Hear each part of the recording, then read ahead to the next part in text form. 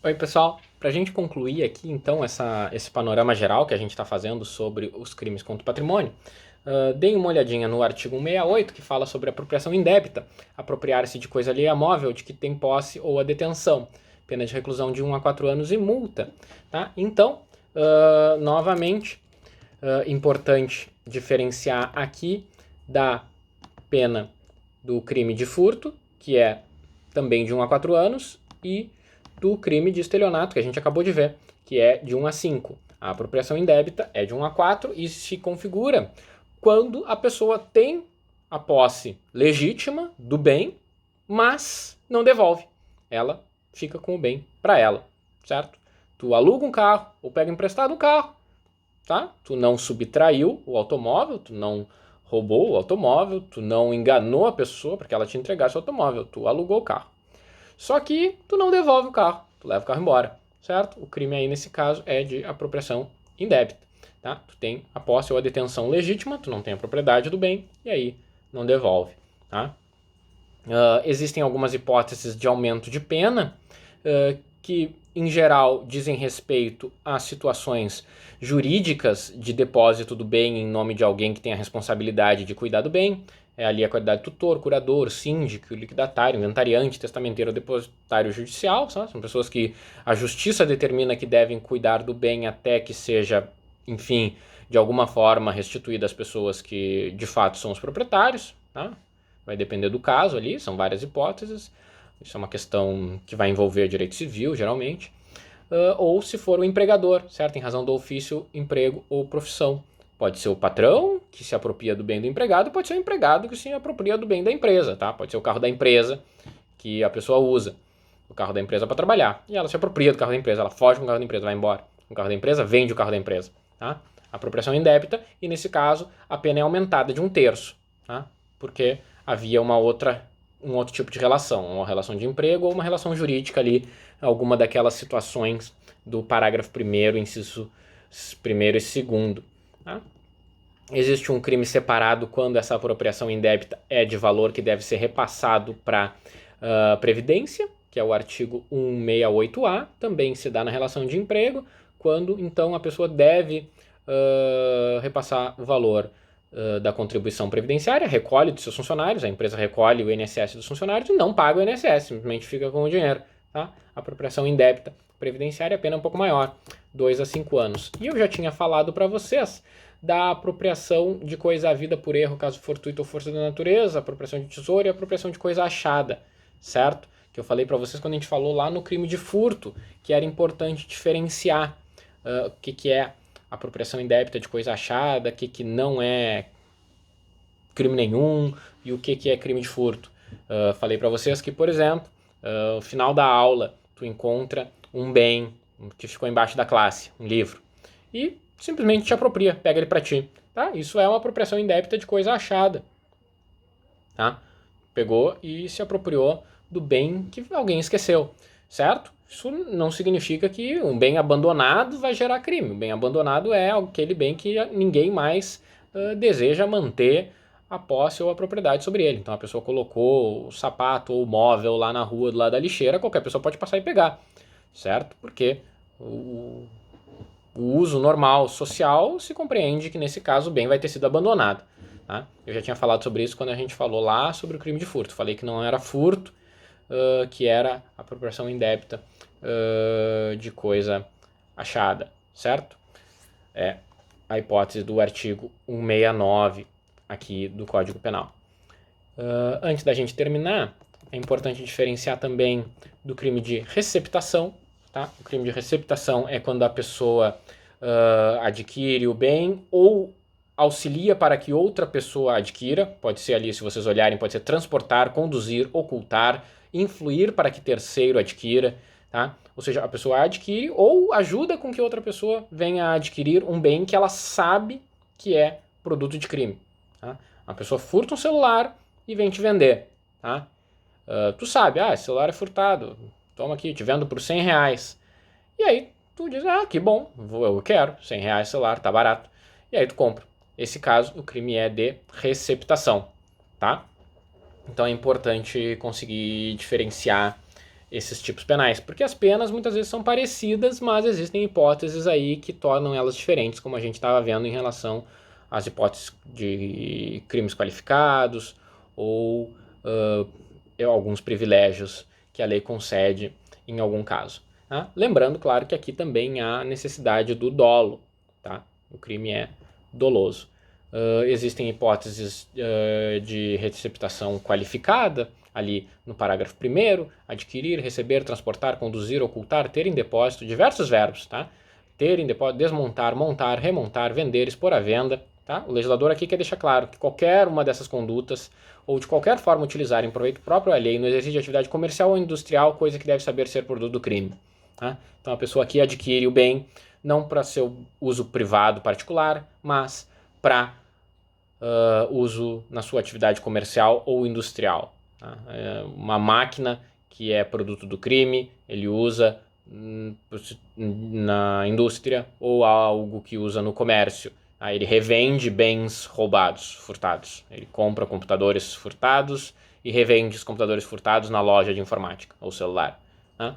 Aí a pena é maior, a pena é de 3 a 8 anos. Tá? Inclusive diz o parágrafo 2º, equipara-se a atividade comercial para efeito do parágrafo anterior qualquer forma de comércio irregular ou clandestino, inclusive exercício em residência. Tá? Se a pessoa vende pela internet os bens que são produto de crime, tá? Vende pela internet, não tem uma loja, um comércio, mas também está equiparado aqui de acordo com o parágrafo 2º. Tá? Então é importante pelo menos conhecer esses tipos e conseguir diferenciar eles. E antes da gente acabar aqui, pelo menos de forma preliminar, essa parte dos crimes em espécie, depois eu vou mandar um material para vocês lerem também, umas questões para a gente fazer sobre isso, é a parte das disposições gerais, artigo 181, 182 e 183. As disposições gerais valem para todos os crimes que a gente acabou de ver sobre patrimônio, tá? Todos os crimes, desde lá do 155 até o 180A, se aplica às disposições gerais. O que diz o 181?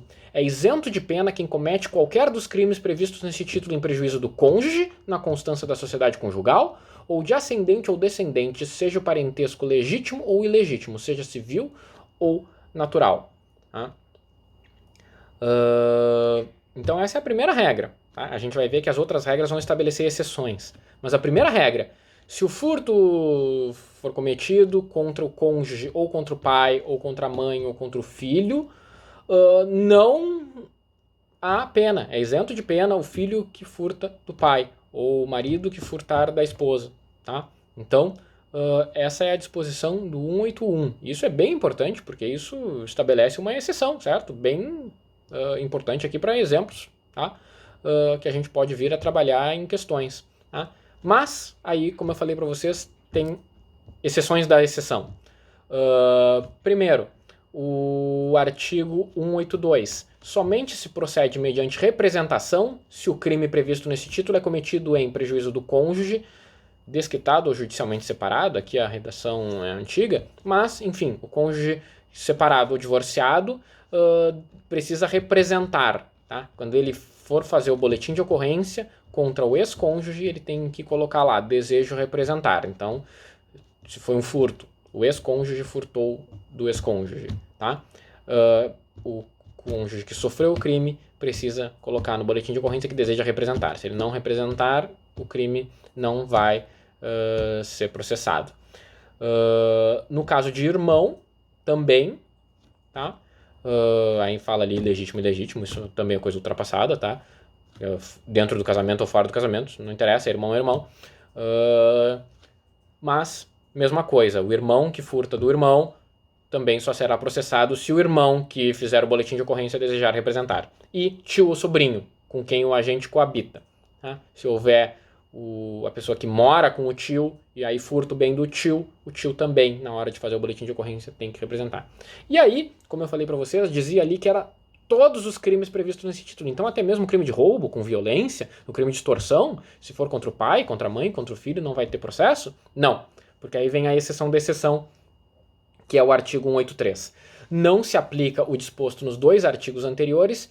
1. Se o crime é de roubo ou de extorsão, ou em geral, quando haja emprego de grave ameaça ou violência à pessoa. Então, primeira coisa, se o crime for roubo, extorsão ou quando tiver grave ameaça ou violência à pessoa, não se aplica o artigo 181 ou 182, ou seja, não é isento de pena. O roubo contra o pai, se a pessoa roubar do pai, ou seja, se ela ameaçar ou agir com violência, o crime vai ser processado, ação penal pública incondicionada, não tem que representar nem nada. Tá? Não se aplica o disposto nos 2 artigos anteriores. 183, inciso 2º, ao estranho que participa do crime. Imagina o crime cometido por 2 pessoas. O filho e a namorada furtam do pai. Do pai do que eu acabei de dizer que era o filho na história. Tá?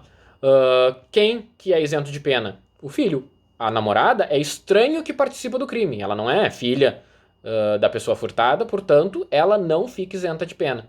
Tá? Então, é a segunda exceção da exceção. E terceira, se o crime é praticado contra a pessoa com idade igual ou superior a 60 anos. Se esse exemplo do filho que furta do pai, o pai é idoso, tá? Tem 70 anos, aí também não fica isento de pena, para proteger o idoso, que às vezes tem mais dificuldade em acesso à justiça. Tranquilo? Então, regra geral aqui em relação aos crimes contra o patrimônio. Se for crime de roubo, extorsão ou qualquer um que haja violência ou grave ameaça, sempre se processa. Pessoas que não têm qualquer relação de parentesco, estranho que participa do crime, um amigo, a namorada, um terceiro que vai ter um benefício, sempre se processa. Crime contra a pessoa de maior de 60, sempre se processa. Tá? Agora, crime sem violência, sem grave ameaça contra o ascendente, descendente ou cônjuge durante a sociedade conjugal, é isento de pena. Tá? Se for contra ex-cônjuge, irmão, tio ou sobrinho, só se processa mediante representação. Também se for o crime sem violência. Tá? Então é importante a gente ter bem essas exceções e perceber que elas vão incidir ou não dependendo do tipo que a gente estiver falando. No crime de roubo, extorsão, essas exceções nunca incidem. Tá? Por isso é bom ter claro se é roubo, se é extorsão, se é estelionato, se é apropriação indébita, se é receptação, certo? Nesses crimes, as exceções nunca incidem. Para o caso de ter concurso de agentes, o estranho também nunca tem isenção de pena. E se a vítima for maior de 60 anos, também não há isenção de pena. Tranquilo? Por isso, importante a gente perceber essas disposições gerais do artigo 181, 182 e 183. Tá bem? Abraço, pessoal.